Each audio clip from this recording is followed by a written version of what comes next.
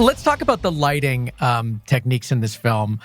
And I'd love to start with just, was there a, particularly challenging scene for you lighting-wise? And if so, kind of walk us through how you overcame those challenges. There was a challenging one, a challenging scene. Okay, so the car chase was definitely challenging for me, but I spoke about that a little bit. The other one that was very challenging is this other scene where Hutch turns off the lights. There's an invasion in his house, and he turns off the lights and there's a big fight scene in the house happening. We've watched with the director a lot of action movies, and we saw some where it got very dark, and it was very hard to follow the action, and it was strenuous to the eyes. Yeah. But he just turned off all the lights, so it needs to be dark. But it needs to be a balance where it's not too dark, where it's strenuous to the eyes.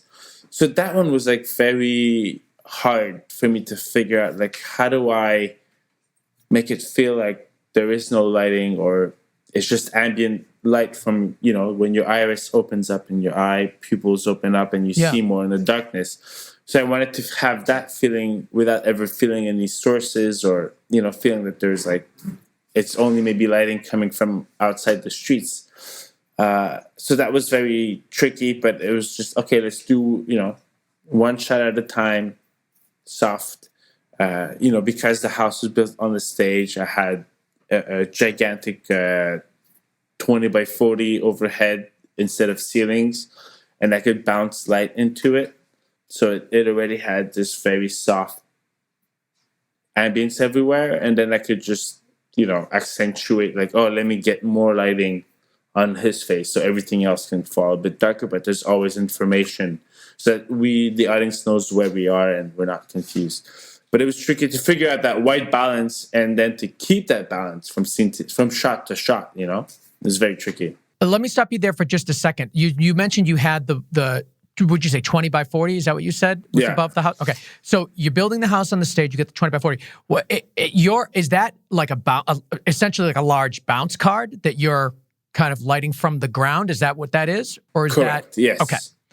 So rather than a light, like an actual light above you, you had a panel that you lit into from the ground and essentially bounced. Yes, just to have a very soft light ambience everywhere. Just give me the tiniest little bit of even information, and then I could, from the on the floor from inside, I could light spots that I really wanted the audience to keep their eye in. But then it wouldn't go pitch black. There would always be some information there. Yeah, that's interesting because you really have to, in film, you obviously can't have pitch black, but as an audience member watching the movie, there are assumptions of darkness when you watch a film. You can, you see that with Moonlight. There's so many different approaches to Moonlight in movies. It's unbelievable. And so it's always interesting to me how cinematographers light for what should be pitch black.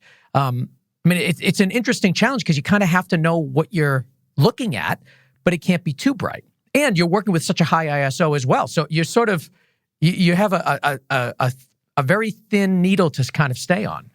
Exactly. And then to keep it consistent is the trickiest part, because they can get one shot ready and being like, this is great, but then to keep that consistency, let's move over there now. And that's why I think the light meter, which I use every day, is still such a great tool. Not to only rely on the monitors, because the monitors, maybe you start getting, used to the look and you start going darker and darker and darker because you start feeling that it's too bright. Yeah. But with your light meter, it's mathematical. If you just this was the ambience and that was the key on that last shot, let's just do the same thing. Or maybe because I don't want it to be as bright, I can choose to make it darker, but then it's a choice. It's not, so I use the light meter a lot.